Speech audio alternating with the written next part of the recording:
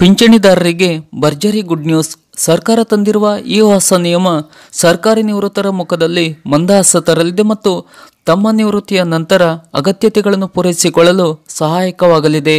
ಈಗ ತಂದಿರುವ ಈ ನಿಯಮದ ಪ್ರಕಾರ ಸರ್ಕಾರಿ ನಿವೃತ್ತ ನೌಕರ ಪಿಂಚಣಿಯನ್ನು ಇನ್ನು ಮುಂದೆ ತನ್ನ ವೇತನದ 50% ಪಡೆಯಲು ಅರ್ಹರಾಗುತ್ತಾನೆ. ಹೌದು, ಕೇಂದ್ರ ಸರ್ಕಾರವು ಕೆಲವು ತಿಂಗಳ ಹಿಂದೆ ಏಕೀಕೃತ ಪಿಂಚಣಿಯನ್ನು ಪರಿಚಯಿಸಿತು. ಈ ಪಿಂಚಣಿ ಯೋಜನೆ ಮುಂದಿನ ಹಣಕಾಸು ವರ್ಷದಿಂದ ಅಂದರೆ ಇದೇ ಬರುವ ಏಪ್ರಿಲ್ 1ರಿಂದ ಜಾರಿಗೆ ಬರಲಿದೆ ಎಂದು ಕೇಂದ್ರ ಸರ್ಕಾರ ತಿಳಿಸಿದೆ. ಕೇಂದ್ರ ಸರ್ಕಾರಿ ನೌಕರರಿಗೆ ರಾಷ್ಟ್ರೀಯ ಪಿಂಚಣಿ ಯೋಜನೆಗೆ ಬದಲಾಗಿ ಈ ಯೋಜನೆಯನ್ನು ಪ್ರಾರಂಭಿಸಲಾಗಿದೆ. ಇದರಡಿಯಲ್ಲಿ ಕೇಂದ್ರ ಸರ್ಕಾರಿ ನೌಕರರಿಗೆ ಅವರ ಕೊನೆಯ ಸಂಬಳದ 50%ವನ್ನು ಪಿಂಚಣಿಯಾಗಿ ನೀಡಲಾಗುವುದು. ಇನ್ನು ಹಳೆಯ ಪಿಂಚಣಿ ಯೋಜನೆಯನ್ನು ಮತ್ತೆ ಜಾರಿಗೆ ತರಬೇಕು ಎಂದು ನೌಕರರು ಬಹಳ ದಿನಗಳಿಂದ ಒತ್ತಾಯಿಸುತ್ತಿದ್ದಾರೆ. ಕೆಲವು ರಾಜ್ಯಗಳು ಈಗಾಗಲೇ ಹಳೆ ಪಿಂಚಣಿ ಯೋಜನೆಯನ್ನು ಜಾರಿಗೆ ತಂದಿವೆ.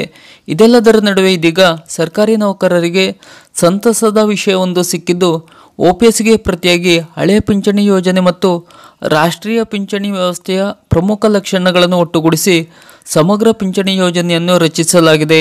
ಹಳೆಯ ಪಿಂಚಣಿ ಯೋಜನೆಯಡಿ ಕೇಂದ್ರ ಸರ್ಕಾರಿ ನೌಕರರು ತಮ್ಮ ಕೊನೆಯ ವೇತನದ 50%ವನ್ನು ಪಿಂಚಣಿಯಾಗಿ ಪಡೆಯುವರು.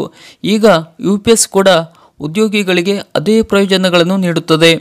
ಈ ಯೋಜನೆಯಡಿ ಕೇಂದ್ರ ಸರ್ಕಾರಿ ನೌಕರರು ತಮ್ಮ ಮೂಲ ವೇತನ ಮತ್ತು ತುಟ್ಟಿ ಭತ್ಯೆಯ 10% ಕೊಡುಗೆಯಾಗಿ ನೀಡಬೇಕಾಗುತ್ತದೆ. ಸರ್ಕಾರ ಕೂಡ 18.5% ಕೊಡುಗೆಯಾಗಿ ನೀಡಲಿದೆ.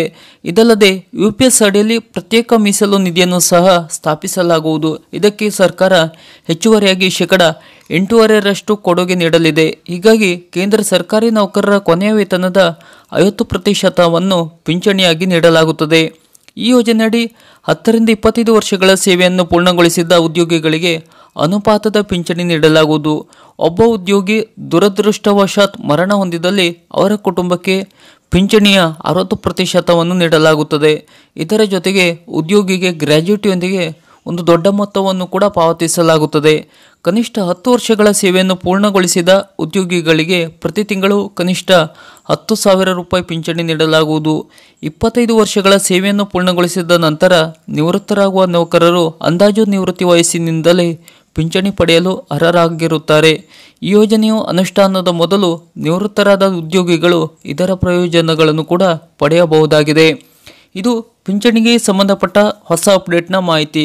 ಈ ಥರದ ಹೊಸ ಮಾಹಿತಿಗಳಿಗಾಗಿ ನಮ್ಮ ಚಾನಲನ್ನು ಸಬ್ಸ್ಕ್ರೈಬ್ ಮಾಡಿ ನಮ್ಮನ್ನು ಬೆಂಬಲಿಸಿ. ನಮಸ್ಕಾರ.